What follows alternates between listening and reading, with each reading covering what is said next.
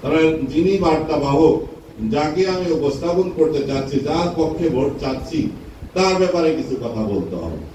আল্লাহ রাব্বুল আলামিন রাসূলকে সার্টিফাইড করেছেন যে তোমাদের ভিতর থেকে, সূরা জুমার ভিতরে বলছেন হুয়াল্লাযী বাআসা ফিল উম্মিয়িনা রাসূলাম মিনহুম, তোমাদেরকে তোমাদের ভিতর থেকে একজন নবী করে দিয়েছি।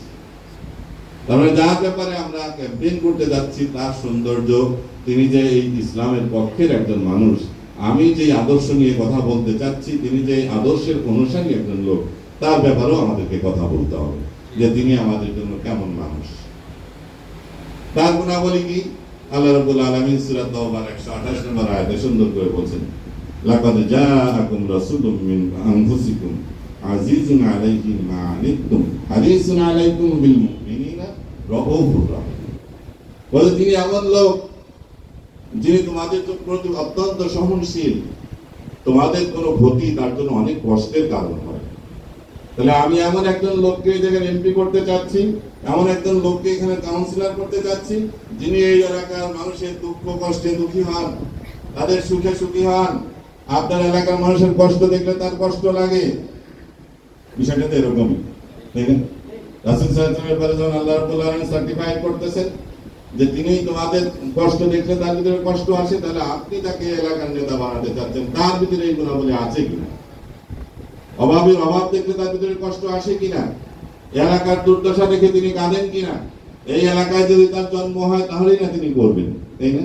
এই জন্য আল্লাহ নবীকে আল্লাহ সুন্দর করে মানে একবার দৃষ্টি আকর্ষণ করতেছেন আরবদেরকে যে তোমাদের মধ্য থেকে তোমাদের জন্য একজন নবী পাঠিয়েছে। তাহলে আমাদের যারা প্রার্থী হবে তাদের ব্যাপারে প্রচারের ক্ষেত্রে আমরা এই বিষয়গুলো সামনে আনবো, তাই না? সেকেন্ড হলো আর কি আনতে হবে, থার্ড বিষয় যে কি আনতে হবে। আল্লাহ রাব্বুল আলামিন বলেন যে আল্লাহ রাসূল সাল্লাল্লাহু আলাইহি ওয়াসাল্লাম তিনি বাশীরাও ওয়া নাযীরা, তিনি সুসংবাদদাতা। রাসূলের ব্যাপারে বলছেন যে তিনি সুসংবাদ দান করেন আর ভীতি প্রদর্শন করেন। তাহলে সুসংবাদ দিতে হবে। আপনার প্রার্থী বিজয়ী হলে কি কি করবেন আপনি? বলতে হবে না যে যদি আমার প্রার্থী আপনি বিজয়ী করেন তাহলে আপনাদের জন্য এখানে যারা যুবক আছেন, বেকার আছেন, তাদের কর্মসংস্থানের ব্যবস্থা করব। নারীদের সমস্যা, তাদের কর্মস্থলে তাদের সমস্যার সম্মুখীন হয় সেগুলি সমাধান করব। এই এলাকার পড়াশোনার মান উন্নয়ন করব, এই এলাকার রাস্তাঘাট উন্নয়ন করব, ইত্যাদি ইত্যাদি। যত পজিটিভ দিকগুলো আছে, যে সমস্যাগুলো এখানে আছে, সেই কথাগুলি বলতে হবে। আর যদি এটার পক্ষে ভোট না দেন বাশীরা ওয়া নাযীরা, তিনি ভয় ভীতি প্রদর্শন করবেন। কিসের ভয় দিবেন?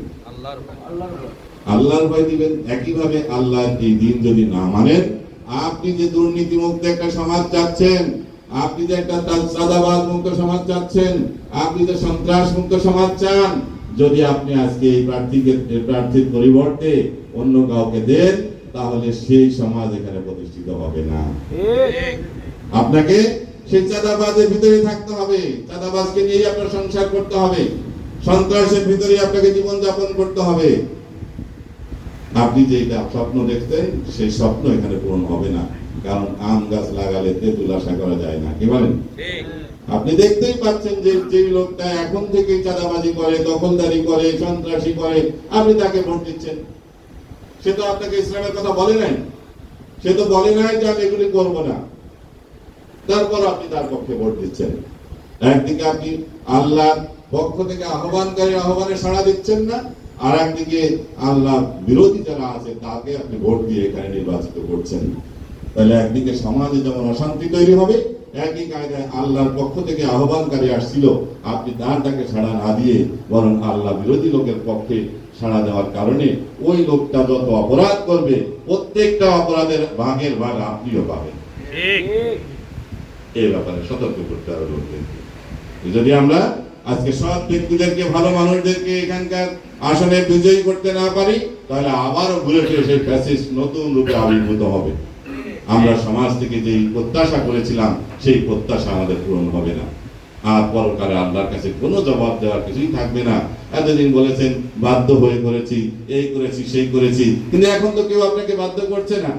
আপনি স্বাধীন, অত্যন্ত চমৎকার একটি পরিবেশ বিরাজ করছে, আপনি স্বাধীনভাবে ভোট দিতে পারছেন, আপনি স্বাধীনভাবে আপনার পক্ষে মানুষকে আহ্বান করতে পারছেন, আপনার জবাব দেওয়ার কিছু নেই।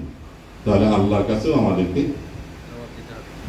ধরা খেয়ে যেতে হবে মানুষদেরকে যেমন সুসংবাদ দিতে হবে যে আমাদের প্রার্থীকে আপনি যদি বিজয়ী করেন তাহলে এই লাভ আছে, একই কায়দায় যদি বিজয়ী না করেন অন্য কাউকে দেন তাহলে এই সমস্যাগুলো আপনাকে ফেস করতে হবে।